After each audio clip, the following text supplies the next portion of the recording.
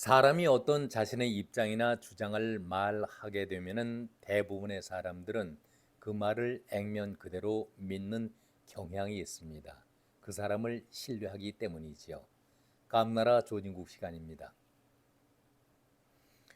얼마 전에 하태경 의원이 자신의 지역구인 부산을 버린다는 표현은 옳지가 않고 부산을 떠나서 수도권 지역으로 지역을 옮기겠다 이런 발언을 한 적이 있었습니다.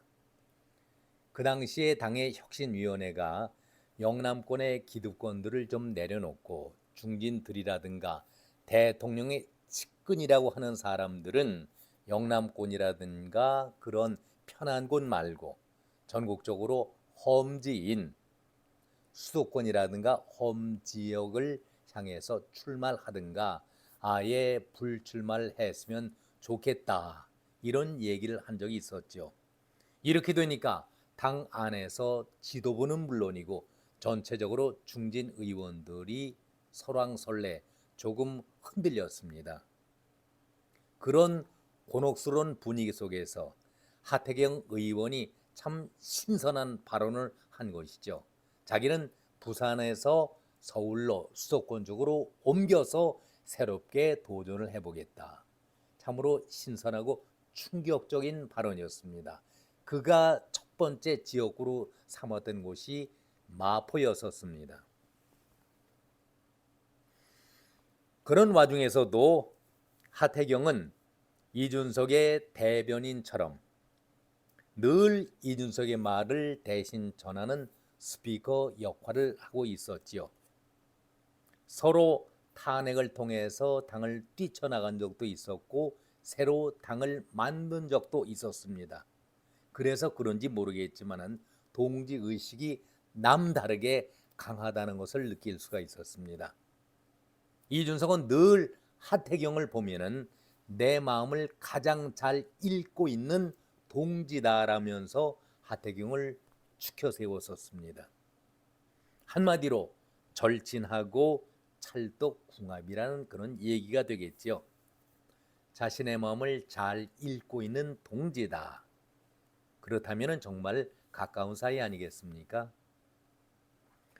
자, 이준석이가 당을 떠나고 신당을 만들겠다라고 말할 때에도 하태경은 이준석이가 제안했던 세 개의 제안을 그야말로 들어라, 받아주어라 이런 얘기를 한 적이 있었습니다. 홍범도 흉상의 이전 문제라든가 최상병 사망과 관련해서 박정훈 대령에 대한 수사, 특검까지 야당 쪽에서 요구하고 있는데 그 특검도 들어주어라. 그 다음에 이태원 참사라고 합니다만은 저희들은 할로윈 참사라고 표현을 바꾸겠습니다. 아무튼 그 할로윈 참사의 유족들을 만나라. 이 세 가지 조건을 들어준다면 신당을 만드는 데도 포기하겠다. 이런 제안을 한 바 있었습니다. 이준석이가 하고 또 하태경이가 뒷받침을 한 그런 것이죠. 그런데 저는 여기에서 지난번에도 그 문제점을 지적을 한 바 있었습니다마는 아니 신당을 만드는 전제 조건이 어떻게 세계의 이 정치적인 안을 가지고 흥정의 대상으로 삼겠느냐. 한마디로 정말 말도 안 되는 웃기는 조치 아니겠는가라고 말씀드린 바도 있었습니다.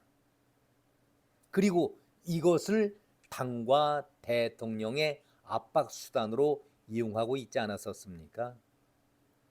아니 신당 만드는 조건하고 세계의 그 제안하고 정치적인 제안하고 무슨 관계가 있습니까? 아무튼 하태경이는 이렇게 이준석과 동조하면서 같은 정치 공동체임을 밝히고 있습니다. 요즘에는 뉴스가 거의 한동훈 장관의 거취 문제로 집약이 돼가고 있습니다. 그러니까 이준석이도 가만히 보면은 자기가 한 말에 대해서 그야말로 효과가 별로 없어지고 속된 표현하면은 약발이 떨어져 가고 있는 것을 느끼고 있는 것이죠. 그러니까 뉴스의 중심이 되는 한동훈을 자기 쪽으로 끌어보겠다. 그런 계산 속에 하태경을 인용을 합니다. 이준석이는 한동훈과 하태경이 만나면은 동지적 관계를 유지할 수가 있겠고, 우리 세 사람이 동지가 된다라면은 큰 힘을 발휘할 수가 있겠다. 정치적인 계산 발언이죠. 이런 발언을 하게 되니까 하태경이가 또 이준석의 나팔수 아니겠습니까? 한 걸음 더 나갑니다. 이준석이의 화답하듯이, 자, 한동훈이와 이준석이가 손을 맞잡게 된다면은 총선에서 시너지 효과가 엄청 크고 승리를 확신할 수 있다. 이렇게 부추깁니다. 이준석이는 2030 남성층, 젊은 층들의 표를 확실히 가져올 수 있고, 또 한동훈 장관은 여성의 취약된 그 부분의 표를 가져올 수 있으니 총선에서는 분명히 시너지 효과를 거두면서 승리를 거둘 수 있다. 그러니 한동훈 장관과 이준석이가 손을 잡으면 좋겠다. 이렇게 운을 띄워줍니다. 그런데 이렇게 자신들 사이에 한동훈 장관을 끌어들이고 같은 멤버로 만들겠다라는 그런 계산을 보였었지만, 한동훈 장관은 여기에 아무런 대꾸라든가 반응이 없었지요. 아주 냉담한 표정을 지었습니다. 그렇다면 자신들이 계산했던 정치적인 욕심이 좌절이 된 거나 마찬가지 아니겠습니까? 이럴 때에 우리들은 고사성어로 언감생심이라는 그런 말을 씁니다. 바라지도 않을 걸 바라보는, 자기 편의 사람을 그렇게 만드는 것이 지금까지 정치꾼들이 하던 그러한 저질 행태 아니었었습니까? 이렇게 되니까 바로 이준석이가 자기가 감추고 있었던 발톱을 그대로 드러냅니다. 지금까지 정치 12년 동안 보여줬던 그러한 구태하고 저질스러운 모습을 바로 보이게 됩니다. 자기 편의 사람이 아니구나 확실하게 느끼게 되니까 바로 한동훈을 깎아내리기 시작합니다. 이준석이 한동훈은 우리의 좋은 동지가 될 수 있다라고 얘기를 하다가 바로 한동훈을 대놓고, 그 당시는 어땠습니까? 자신을 한동훈 대열에다가 올려놓고 나와 경쟁할 수 있는 그런 사람이다. 그러니까 한동훈의 그 위상 쪽으로 자기 자신을 끌어올리는 것 아니겠습니까? 자기 몸값을 한동훈까지 끌어올리는 교활함을 보이고 있습니다. 한마디로 가관이고, 좀 속된 표현 한다면 꼴값을 떨고 있고, 그야말로 주제 파악이 안 되는 그런 짓 아니겠습니까?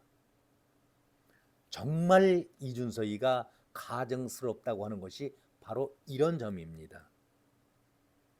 한동훈은 어떻습니까? 오랜 공직자 생활하면서 그가 깨끗하고 청렴하게 공직을 수행해왔다라고 일단 검증을 받은 사람입니다. 자신의 경력에 대해서 부끄럼 없이 인정을 받은 사람입니다. 우리 모두가 부러워하는 그런 대상의 인물 아니겠습니까? 행정 업무 능력은 어떻습니까? 골고루 전국을 다니면서 법적인 행정의 미비한 점을 찾아다니면서 개선하고 민원을 들어주고 있는 그런 적극성도 보이고 있습니다. 남들이 한마디로 부러워하고 있죠. 법무부 장관으로서 국회 대정부 질문에 어떤 자세를 보였습니까? 과거의 역대 장관들의 그런 주눅든 모습에서 적극적으로 법무 행정에 대해서 소신을 밝히고 국민들로부터 박수를 받고 있지 않습니까? 그런데 정치 경력 12년이라고 하는 이준석이 그동안 이준석의 정치는 무슨 정치였습니까? 이준석이가 정치를 제대로 하루라도 한 적이 있었습니까? 초반에 박근혜 대통령이 젊은 정치인이다 기대를 걸면서 크게 키워줬는데 반짝해서 국민들도 박근혜 대통령이 인정하는 젊은 정치인이다 해서 믿어줬었는데 그 후에 이준석의 모습은 어떠했습니까? 너무나도 지저분하고 추하고 더러운 각종 비리를 정치 경력으로 살았다라고 자기 자신이 밝힐 수 있겠습니까? 12년 동안 한 것이 어떤 행적이었었습니까? 가장 제가 가슴 아파하고 마음 아파하는 것이 바로 이준석의 배신 행위 아니겠습니까? 박근혜 대통령을 단죄하는 탄핵이 일어났을 때에 남들이 다 그것도 이제는 역사가 밝히겠지만 많이 밝혀졌지만 이준석이만큼은 그래도 자기를 키워준 은인 아니겠습니까? 그 은인을 앞장서서 탄핵을 찬성하고 그렇게 이끌어 나갔던 배은망덕한 자 아니었습니까? 한마디로 씻을 수 없는 폐륜자 그 모습 아니겠습니까? 탄핵을 막는다는 그것이 사람의 도리일 테인데 면회를 가지도 않았고 앞으로 면회 갈 계획도 없다. 내가 당 대표가 되었으니 감옥에서 위로 안위하기 바란다. 위안 삼기 바란다. 이것이 말입니까?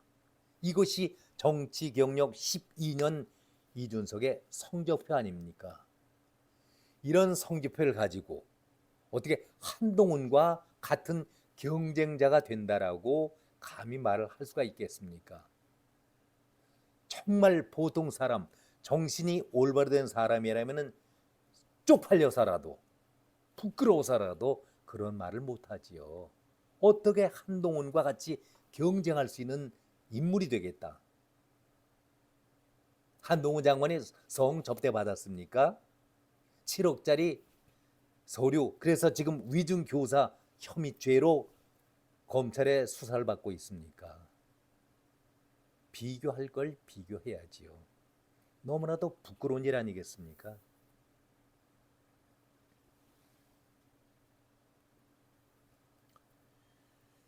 자, 지금 이런 관계에서 홍준표가 아주 반면 교사가 될 정도로 뼈아픈 얘기를 한 적이 있었죠. 이준석이 만약 신당을 만들게 된다면은 그 신당은 바로 사라지는 포말 정당이 될 것이다. 아무튼 신당을 만들면은 주사파, 친북 좌파도 함께 떠나라. 뼈 있는 얘기 아니겠습니까?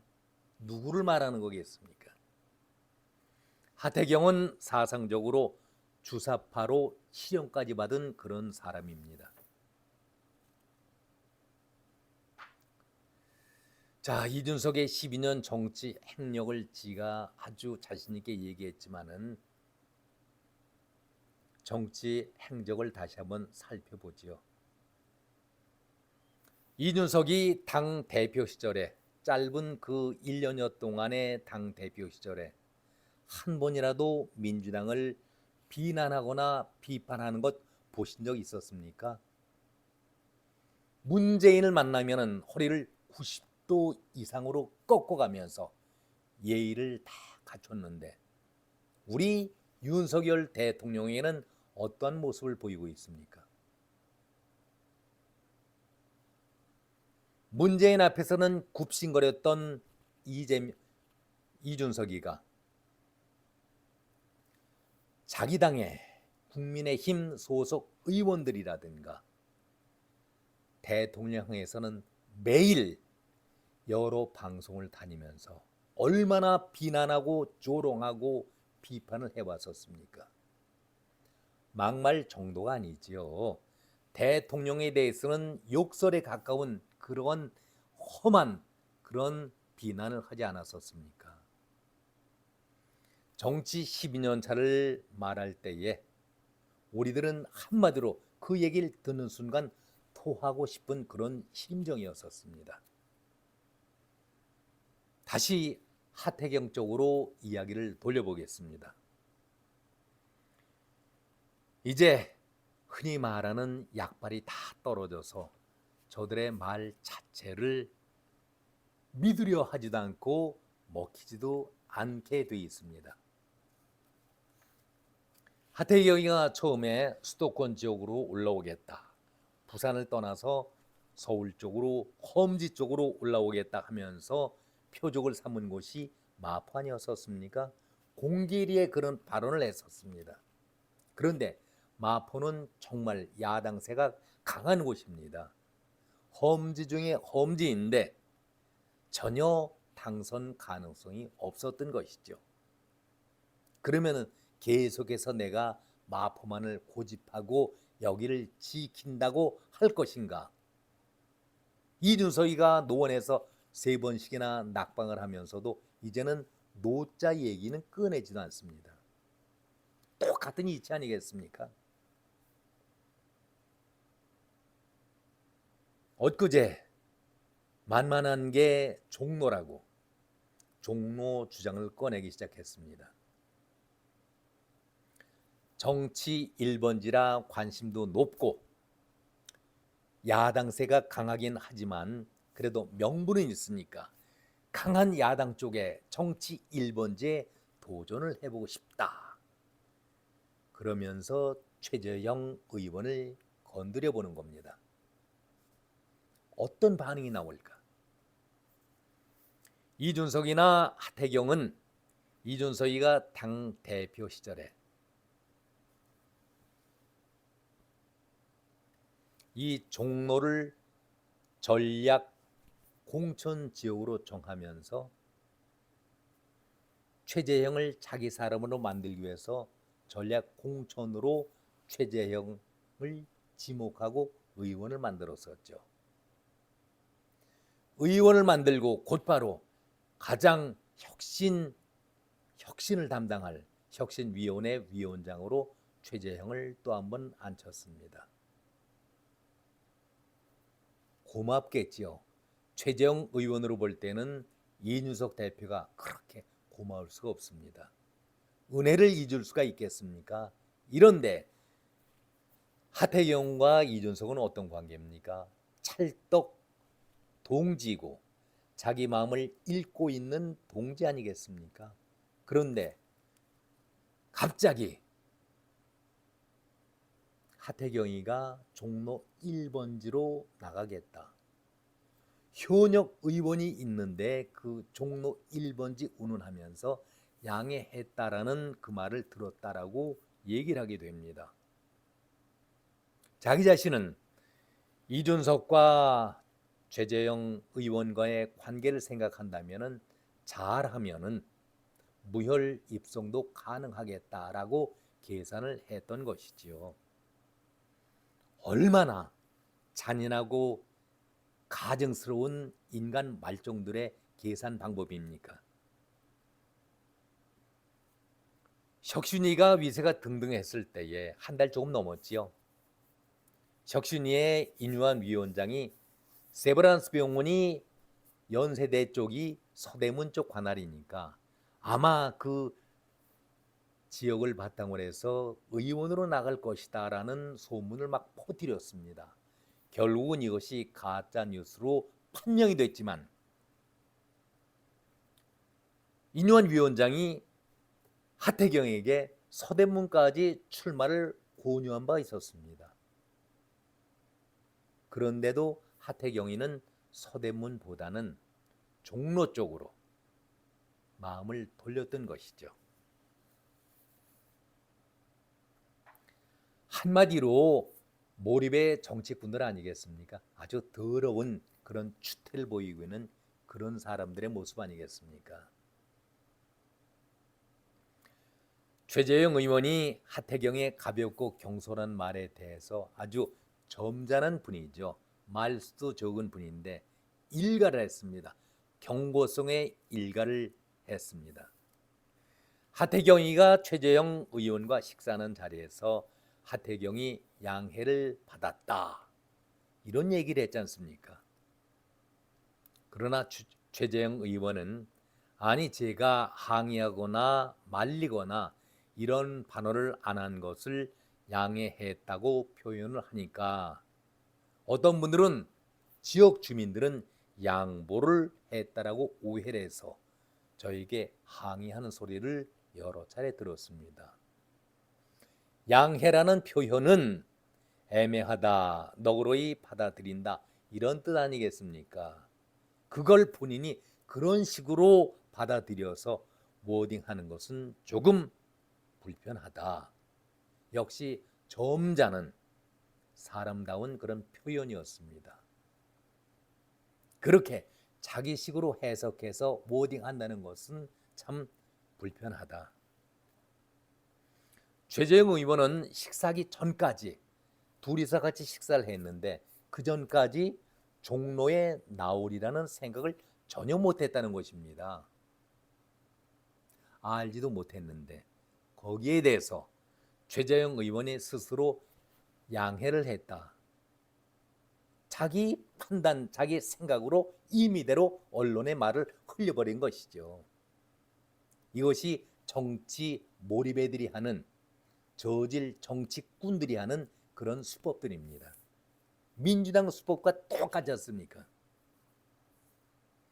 최재형 의원이 차분하게 이렇게 반격을 합니다. 현재 출마라는 것을 경쟁력 있는 중진이 기득권을 버리고 희생하는 정신으로 당선이 쉽지 않은 곳, 아무도 나가려 하지 않는 곳에 희생을 하면서 나가는 것이 현재 출마의 본 뜻인데, 현역 의원이 멀쩡히 있는 데에 이곳을 험지 출마라고 할 수가 있겠는가? 하태경은 종로와는 아무런 연관도 없을 뿐더러 버젓이 현역 의원이 있고 현역 의원인 자기가 있고 지역 조직을 얼마나 정성스레 다듬어 가지고 살려내고 있는데, 이런 상태에서 본인이 나온다고 하니까 납득할 수가 없고 주민들도 하태경 말에 대해서 무척 화를 내고 있다, 이렇게 얘기를 합니다. 최재형 의원은 하태경이가 나온다고 한다면 경선도 얼마든지 하겠다. 그리고 종로를 자신이 지킬 수 있다라는 자신감도 내비쳤습니다.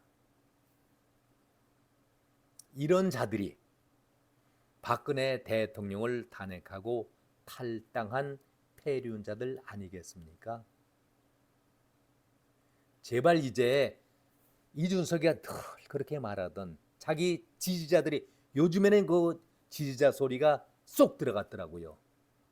한동안은 뭐 4만 명까지 절대적으로 눈을 뜨고 잠자리에서 눈을 뜨고 보니까 1, 2만 명씩 늘어났다고 얼마나 방송에 나와서 떠들어댔습니까? 그런데 그 얘기가 쏙 들어가 버렸어요. 아무튼 신당을 만들지 안 만들든지 자신의 태도를, 진로를 분명하게 정하고 당신이 하고자 하고 싶은 대로 다 해보십시오. 저는 제 생각에는 하태경이가 엊그제 하위 컷오프 22.5%인가요? 엄청나게 많은 사람들을 제외한다라고 발표한 적이 있었습니다. 물론 명단은 밝히지 않았지만 그 숫자 22.5%, 애당초는 10% 정도를 얘기했었는데 22.5%, 대단히 많은 사람들이 제외가 될 것이다 라고 예측들 하고 있는데, 혹시 하태경이가 그것을 자기 스스로가 예상하고 잔머리를 굴리고 부산을 포기하고 험지 수도권으로 나가겠다, 잔머리를 쓴 것은 아닌가, 저는 그렇게 나름대로 생각을 해봅니다. 오늘은 여기까지입니다. 고맙습니다.